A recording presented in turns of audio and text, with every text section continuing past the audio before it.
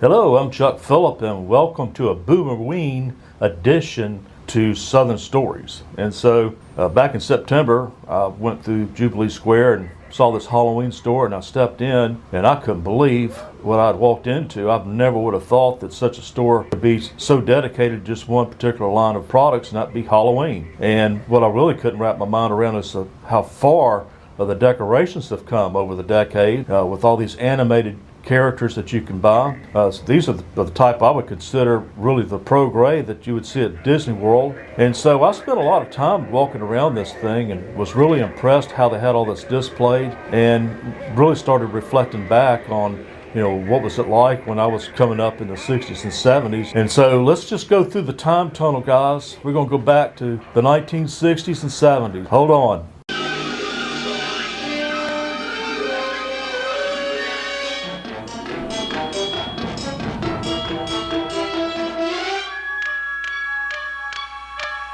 Hello, I am Chuck Phillip, and welcome to a haunted edition of Southern Stories. Now, the 60s and 70s was really 2 decades of space, sci-fi, and horror movies. You could go pretty much to any theater and there'd be one playing somewhere. And so there were also other characters that were well known back then.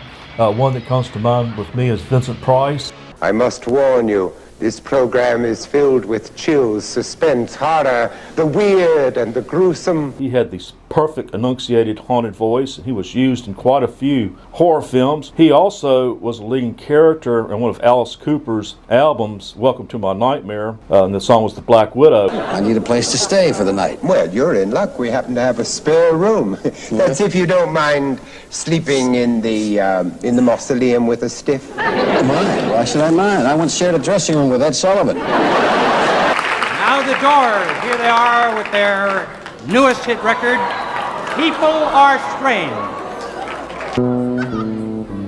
People are strange. Ed Sullivan being a stiff, well, yeah, he was the stiffest talk show host I've ever seen. Now, Ed Sullivan was strange, okay, and I believe the Doors may have even wrote this song just for him. But also, too, he did the voiceover for the Michael Jackson's Thriller album, and so this is him doing this on television. And though you fight to stay alive, your body starts to shiver, for no mere mortal can resist the evil of the Thriller. You knew Halloween was getting close as soon as you started seeing the pumpkins being displayed at the local fruit stand in Spanish Fork. And also, there would be a few people that had their own pumpkin patches that we would go and pick out a pumpkin and take home and either carve out or draw faces on. My mother used to make pumpkin pie when we carved them out. And some people actually buy several of these, and they'd have quite a few of these on their front porch. Some of them had them lining their sidewalks coming up to the door. But this was pretty much the extent of the decorations we had back then, other than maybe some paper cutouts of skeletons, spiders, that sort of thing. It really was limited to pretty much just one aisle at TG&Y. At TG&Y Family Centers, we never stop working to save you more. And in this week's flyer, you'll find great low prices for Halloween. Fun-sized candy bars are just $1.58, Dum Dum Pops $1.67, and Peanut Butter Kisses just 96 cents. Plus the newest selection of scary Halloween makeup, costumes, and more. Give yourself a treat. Get all these Halloween savings now. At TG&Y Family Centers, we're working harder to save you more. Or if you had a Kmart close by, they might have had a little more. And so Walmart did not exist back then. So, this is what we were limited to unless you made your own costumes. They also had a lot of the characters as well, like Evel Knievel, Batman, Spider-Man, and all the other cartoon characters of the day that you could purchase a costume of and be that if you wanted to. Now, I still have some of my Halloween costume masks from back then, and these actually glow in the dark, or if they are fluorescent in the dark under black light. So these were actually pretty cool, and they still glow to this day. I remember when I was at organic school at the time, our school put on a really big Halloween function there, and even students from other schools would come to this. And so it's a form of a fundraiser also for the school. You buy tickets to do the different things there. I remember they built these mazes, and the students would actually build a lot of this stuff, and then our parents would donate cakes for the cakewalk. I remember winning the cakewalk there one year, and I picked out my mother's cake and brought it back and says, well, why did you pick my cake?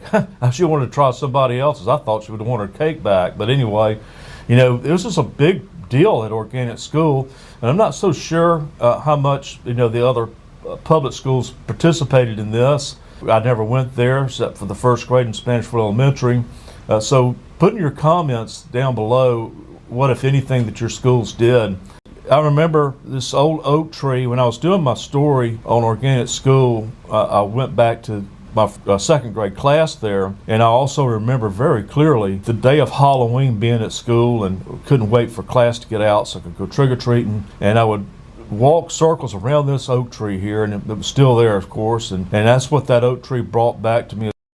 So when school finally let out and I got back to the house, I could not wait to get out and start my trek around the neighborhood, going to as many houses as I could possibly get to. And so I would pretty much start my trek up Spanish Main and then make a long sweeping circle around Confederate Drive. And I also couldn't wait to get to Mrs. Atkins' house. She always dressed up as a witch, and she was an elementary school teacher at Spanish Fort Elementary. She was just had the coolest house too, because it was like this colonial style home, so it even looked like a haunted house to some degree. And so she really had a spectacular display, including herself. I mean, the rest of the neighborhood would participate to some degree, but not to the degree that Miss Atkins and the Fishrops would. And so also, if you know of any others who went all out during this time frame, please put that in the comments. I'd like to know about those. Now, as the years rolled on, I got older, of course, you know, I still found Halloween to be a very fun holiday. When I was playing in the Denim Band back in the 80s, I would dress up as Gene Simmons. That just seemed to be a fitting character for me to be, since he played bass and so do I. And so back then, my brother-in-law at the time, who was a fantastic artist, that he could draw you standing still, he did my makeup for this, and so I really looked like this character, Gene Simmons, and it was kind of funny too, because I had this fake tongue that I would put on my tongue and stick out, and needless to say, there was a lot of fun about that thing. But anyway, Halloween was just really fun for me as an adult, and still is. In fact, I went to a Halloween party just last weekend, and I was just astonished at the decorations that this guy has. I mean, I couldn't believe it. I mean, it's like literally being at Disney World on steroids. And so if you haven't been to the coolest Halloween display, I highly encourage you to come to Cason Trace in Spanish Fort Estates, about midway up. I think it's 54 Cason Trace. And you're going to see the most astonishing Halloween display you've ever seen in your life. I have not seen anything else that compares to this. Y'all come out and check this out, guys. I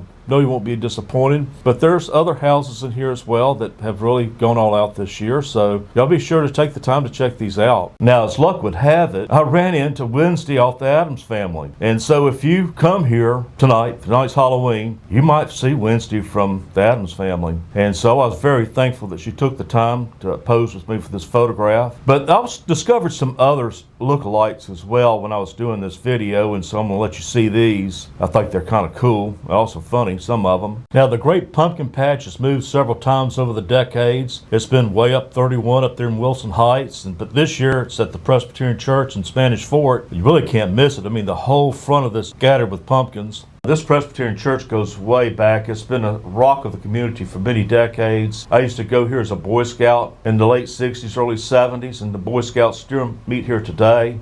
I remember Pierre Burns, who was a very great pastor, and he was also a very good counselor for anyone who did not even go to his church. And I sure miss him too. What a great character he was, and a great example he set for that church. But I also want to encourage you to support this church whether you go to it or not. These pumpkins they sell up there helps everyone, and not just the people in the church there. But I'll also say this, you have some very good people who attend this church as well. So if you've been looking for a very good community-oriented church, you might want to consider going to this Presbyterian Church as well. Okay, I figured I'd add a strange stories part to this, and I remember back when I was a kid, I couldn't wait for Charlie Brown to come on television, and I also kept hoping that the Great Pumpkin would arrive. You never knew when it would, and that's another reason why I wanted to keep watching it. But also, me, Doug, and Steve, after we got finished trick-or-treating, we would go sit in the pumpkin patch every year hoping that the great pumpkin would come. And we've been doing this now for 52 years. Now, last year, look what rose up out of this patch.